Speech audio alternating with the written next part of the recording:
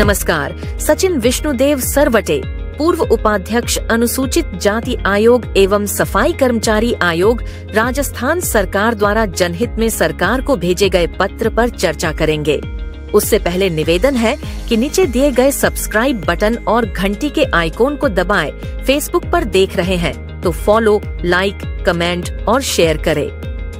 नमस्कार दोस्तों, मैं सचिन विष्णुदेव सरवटे, पूर्व उपाध्यक्ष अनुसूचित जाति आयोग राजस्थान सरकार एवं पूर्व उपाध्यक्ष सफाई कर्मचारी आयोग राजस्थान सरकार। साथियों, जैसा कि वर्तमान में राजस्थान में सफाई कर्मचारी भर्ती निकली हुई है, आप सबको पता है बहुत ज़्यादा समस्या हो रही है अनुभव प्रमाण पत्र को लेकर।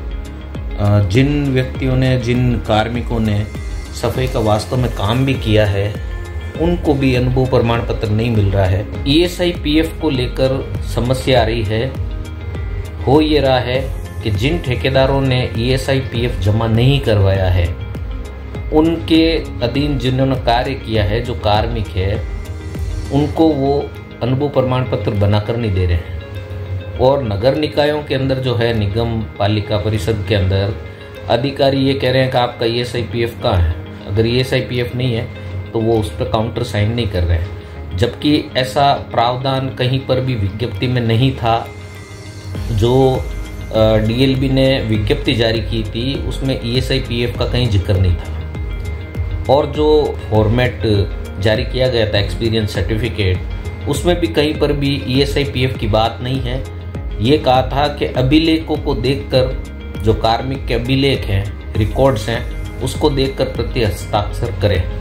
अब मेरा ये कहना है कि ठेकेदार को आपने ठेका दिया और कुछ शर्तें रही होंगी, तो यहाँ सवाल शर्त चेक करने का तो हो नहीं रहा है कि ठेकेदार ने शर्तें पूरी की या नहीं की। हमें उससे क्या लेना देना है भाई? सफाई कर्मचारी को उससे कोई लेना देना नहीं है कि ठेकेदार ने वो शर्त पूरी की या नहीं की।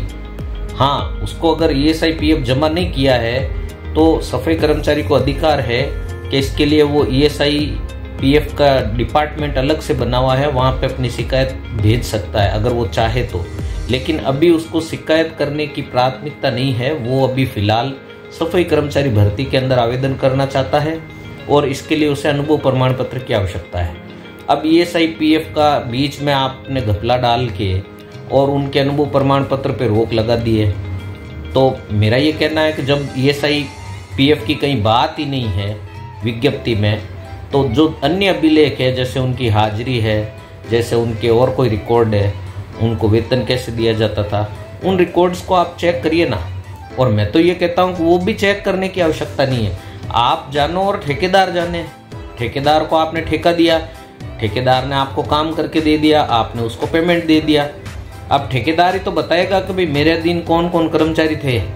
यहाँ आपसे सवाल अगर कोई करता है कि भाई इस ठेकेदार के अधीन में इस बंदे ने काम ही नहीं किया है और फिर भी आपने इसको अनुभव प्रमाण पत्र दे दिया और आपने काउंटर साइन कर दिया, तो फिर ऑब्जेक्शनेबल होता है कि भाई ये गलत अनुभव प्रमाण पत्र बना है। अगर सारी चीज़ें सही है तो फिर क्यों आप कर्मचारी को परेशान कर रहे हो?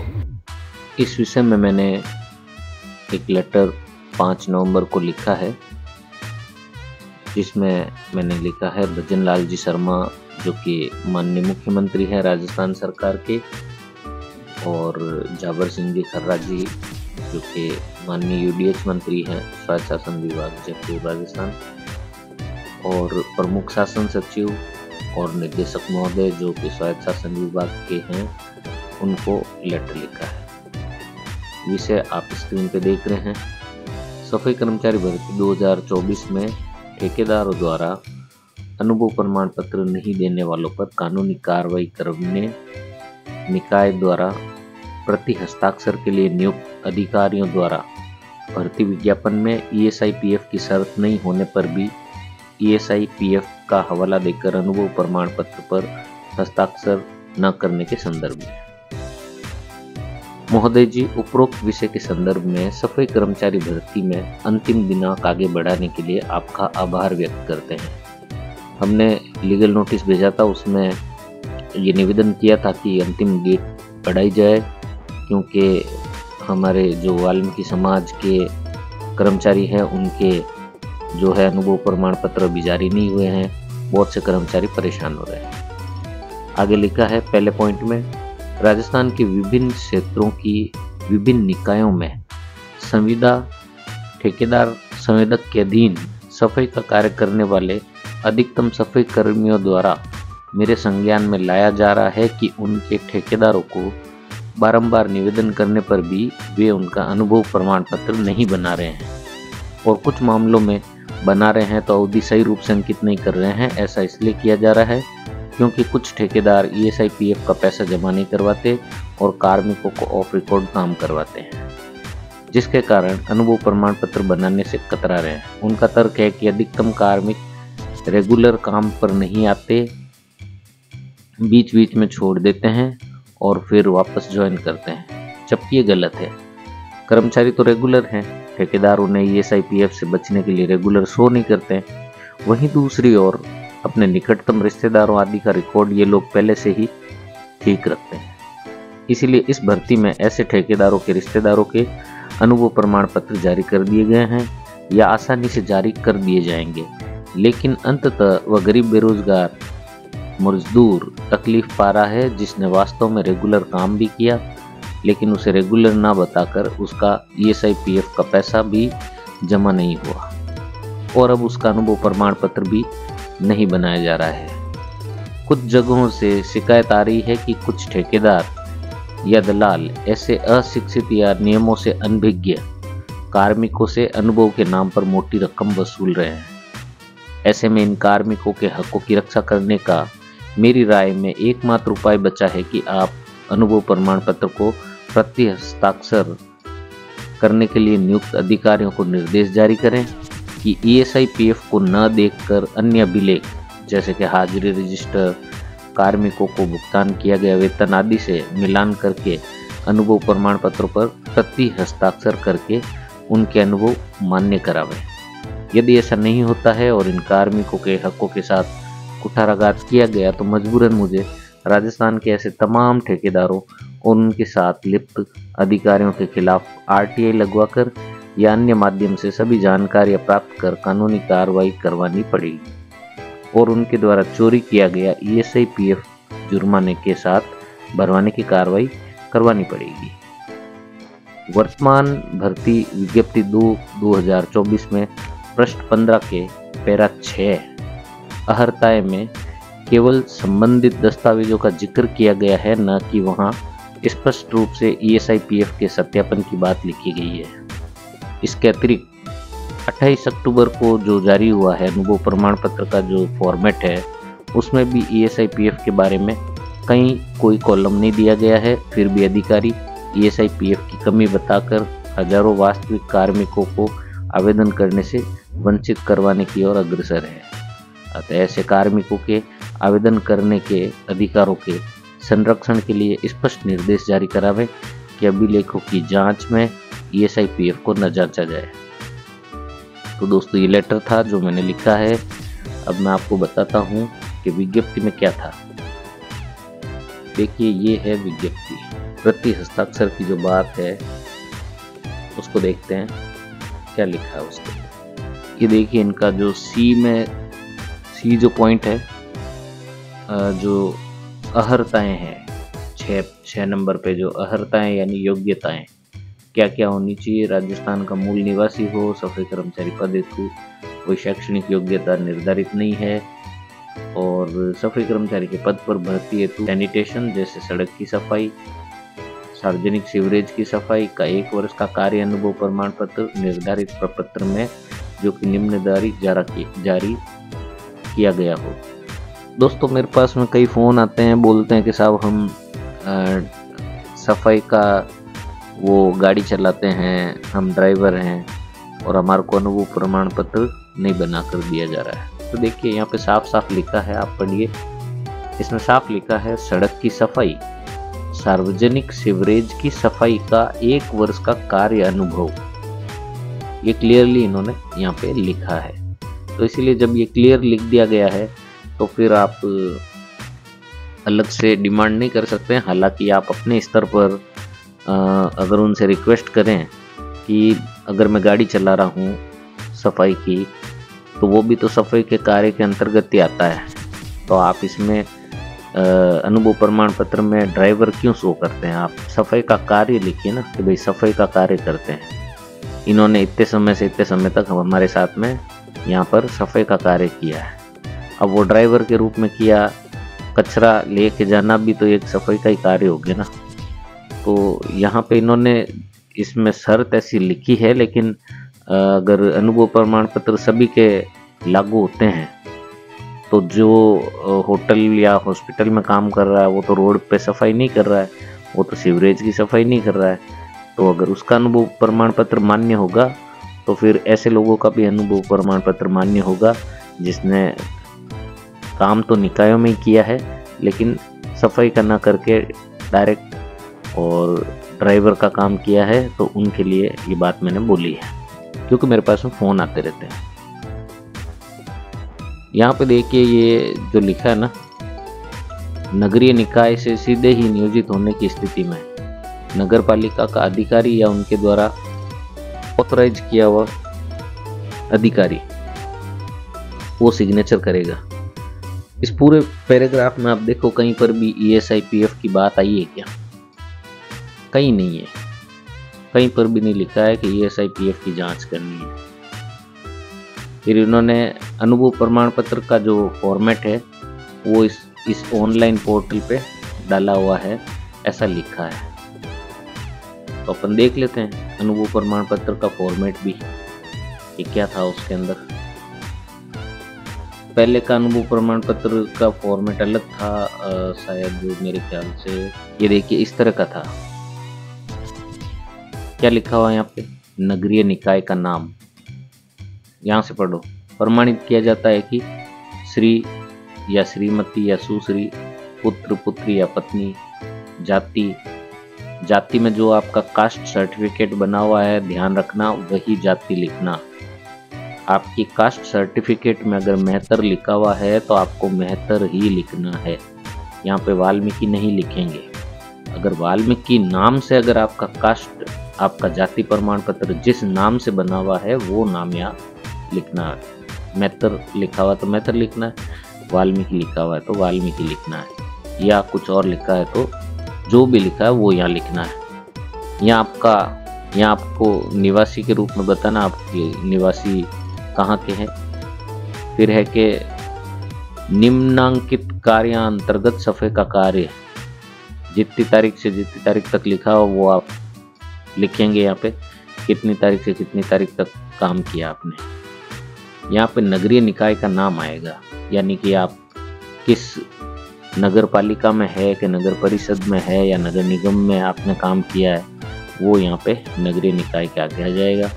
कार्य का नाम, जैसे मान लो कि रोड गैंग रोड की सफाई का काम दे दिया हो, सीवरेज की सफाई का काम दे दिया हो, किसी जोन का काम दे दिया हो, किसी क्षेत्र का काम दे दिया हो, तो वो सब ये सारी चीज़, ये जो कार्य आदेश है ना इसमें मेंशन होती है, इसके अंदर लिखी हुई होती है। ये कार्य आदेश क्या होता है?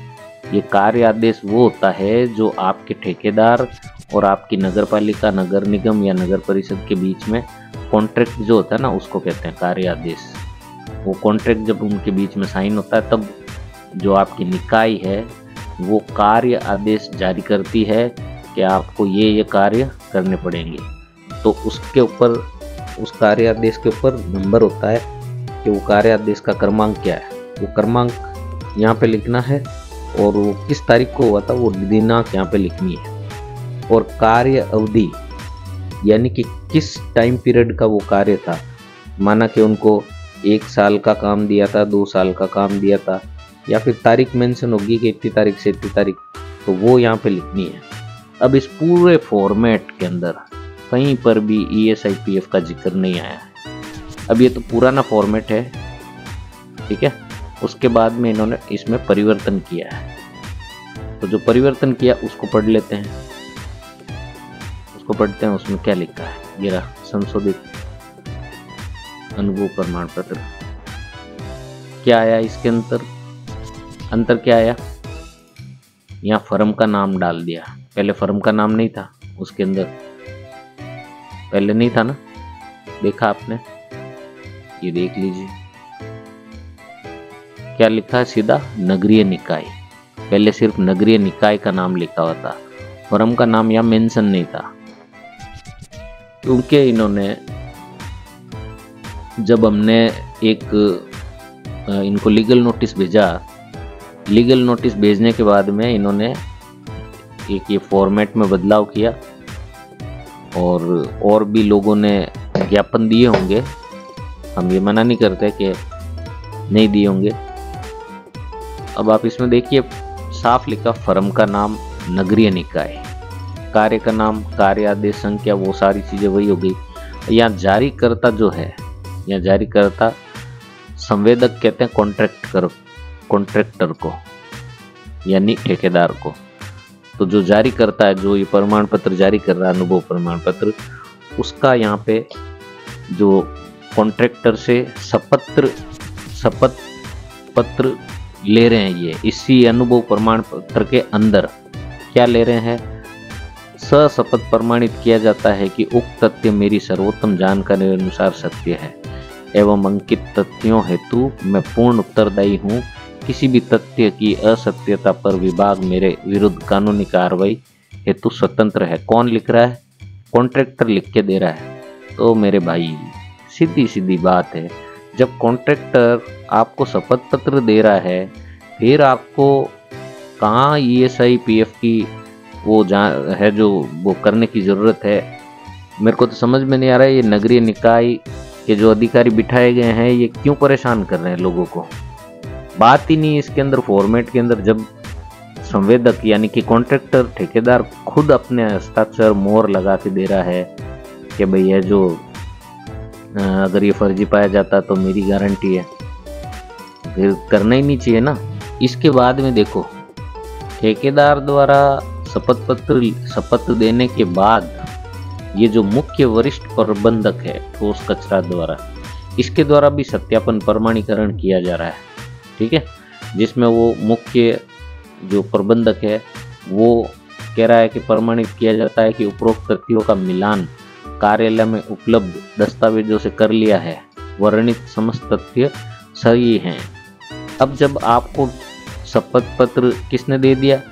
ये संवेदक यानी कॉन्ट्रैक्टर ने दे दिया। आपको ये जो ठोस कचरा का जो मुख्य वरिष्ठ प्रबंधक है उसने भी प्रमाण दे दिया। तो भाई साहब आप तो खाली प्रति हस्ताक्षर कर रहे हो।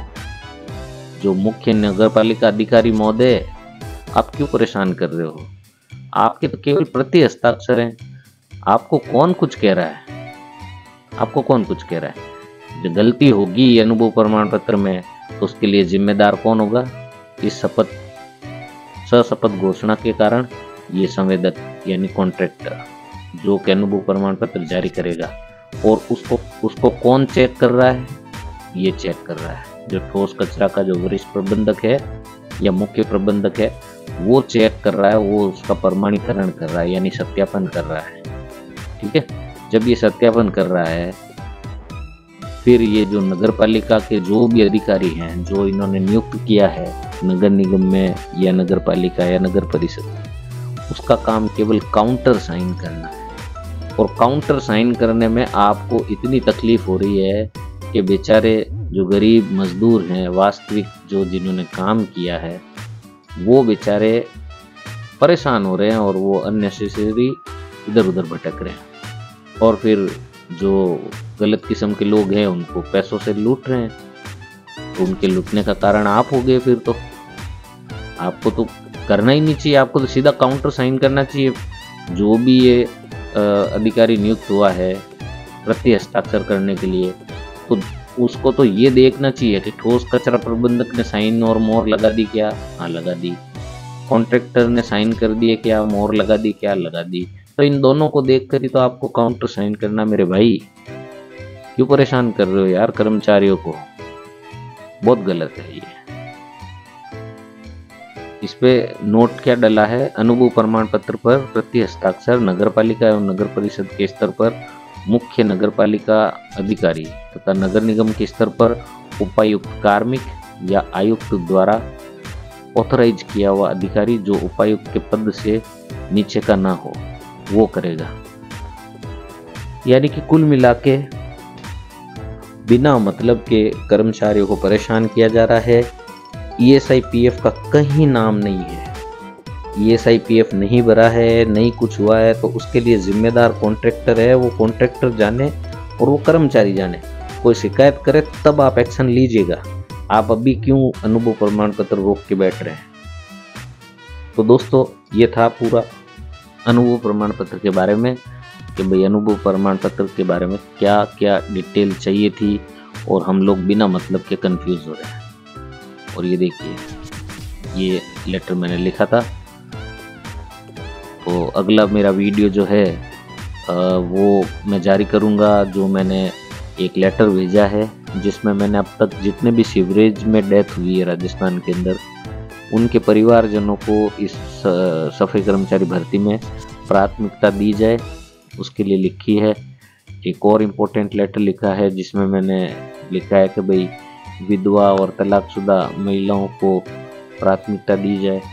और लेटेस्ट जो है, जो मैंने आज सुबह पोस्ट किया था, वो तो सबसे ज़्यादा इम्पोर्टेंट है, क्योंकि उसके अंदर तो मैंने सारी जितनी धाराएं हैं, जितनी अनुच्छेद है, जितना जो सारी जानकारी डाली है, वो मैं जल्दी ही पोस्ट करूँगा। थोड़ी तबीयत गड़बड़ है, इस वजह से मैं 2-3 दिन आपने देखा होगा ज़्यादा एक्टिव होकर वीडियोस नहीं डाल रहा हूँ मैं, लेकिन मेरा प्रयास रहेगा कि कल तक वो बाकी दोनों वीडियो भी मैं डाल दूँ। तो मेरा निवेदन है, इस वीडियो को आप ज़्यादा से ज़्यादा शेयर करें ताकि लोगों तक जानकारी पहुँचे और लोग इस जानकारी के आधार पे अधिकारियों से बात कर सके। नेतागण भी इस वीडियो को देखें और इस वीडियो के अंदर जो बताया है मैंने, उसके आधार पे जाकर अधिकारियों से मिले और बात करें। फिर भी मैं एक बात और कहना चाहता हूँ कि ESI PF के लिए अगर प्रॉब्लम आ रही है तो आप बिना देर किए आप अपने जो वकील हैं, कोई आपके मिलने वाले हैं आपके क्षेत्र में, उनसे मिलकर आप एक रिट दायर कर देवे। वो रिट आपकी पर्सनल होगी, यानी उस रिट से ये भर्ती नहीं रुकने वाली है। आप ये गलतफहमी ना पाले कि उस रिट से भर्ती रुकेगी। हाँ, ESI PF के संबंध में ज़रूर पहले भी एक लेटर जारी हुआ था, एक केस दायर किया गया था, हमने भी नोटिस भेजा था ESI PF को लेकर, वो मैं दिखा सकता हूँ आपको। ये लीगल नोटिस देख के हमने भेजा था। ये देखिए 2018 की बात है। ये मैंने उस समय भी ESI PF को लेकर, ये विज्ञप्ति संख्या 1/2018 की बात है, उस समय भी ये दिक्कत आई थी, तब हमने ये भेजा था। और उसके बाद उसी दरमियान किसी आवेदक ने केस दर्ज कराया था और केस दर्ज कराने के बाद में ESI PF पे कोर्ट के डायरेक्शन आ गए थे। कोर्ट ने ये ऑर्डर पास किया था, इसके अंदर लिखा था कि ESI PF की जब बात ही नहीं लिखी गई है तो आप अननेसेसरी उनमें जो है आप आवेदन करने से नहीं रोक सकते हैं। तो अभी भी हम यही तैयारी कर रहे हैं। ये जो ESI PF का केस है, इस तरह का केस, ये रिट आप भी दायर करावें, इस तरह की रिट दायर होगी, है ना। तो आप अपने क्षेत्र के वकील से मिलें और ज़्यादा पैसे ना ले वो, क्योंकि हमने जिस वकील से बात की है उसने एक रिट के करीब 12 से 15 हज़ार बताए हैं और ये इंडिविजुअल लगेगी एक बंदे की। तो आप अपने क्षेत्र में देखें, कोई वकील अगर ऐसा मिल जाए जो, देखो सस्ते की बात नहीं है, बात है आपके रोजगार की। तो अच्छा वकील करिए जो आपको न्याय दिला सके, लेकिन कुछ ऐसे लोगों के उसमें मत फंस जाना कि आपको पैसों से वो लोग आपको मतलब लूट ले। ऐसी भी चीज़ें बहुत चल रही है मार्केट के अंदर, वो भी ध्यान रखें आप इंडिविजुअल यानी कि अपनी व्यक्तिगत रिट, कर्मचारी अपनी व्यक्तिगत रिट दायर करें और वो जो रिट दायर करनी है उसके अंदर आपको ESI PF की बात करनी है। मैं कल ही एक वकील से मिल रहा हूँ इस बारे में, और इसके लिए मुझे कुछ कर्मचारियों की आवश्यकता है जो जोधपुर के अंदर ही हो, चाहे जोधपुर जिले के अंतर्गत हो। मैंने 2-4 लोगों से और बात की है, कुछ मेरे मिलने वाले लोग हैं, कुछ रिलेटिव्स हैं जिन्होंने काम किया है, जिनके अनुभव प्रमाण पत्र नहीं बन रहे हैं। मजबूरन फिर मुझे उनके नाम से रिट दायर करवानी पड़ेगी, और जब एक फैसला आएगा तो मेरे ख्याल से वो सभी का उससे भला हो जाएगा, और सभी का जो ESI-PF का जो समस्या है ये सभी का इसका निस्तारण हो जाएगा। मेरा प्रयास रहेगा। बाकी समय समय पर मैं पूरी कोशिश कर रहा हूँ मेरी ओर से, और आगे भी करता रहूँगा। तो शुभ रात्रि, मिलते हैं अगले वीडियो में, उसमें सारी डिटेल से किसी और टॉपिक पे बात करेंगे। धन्यवाद, जय हिंद। निवेदन है कि नीचे दिए गए सब्सक्राइब बटन और घंटी के आइकॉन को दबाएं। फेसबुक पर देख रहे हैं तो फॉलो, लाइक, कमेंट और शेयर करें।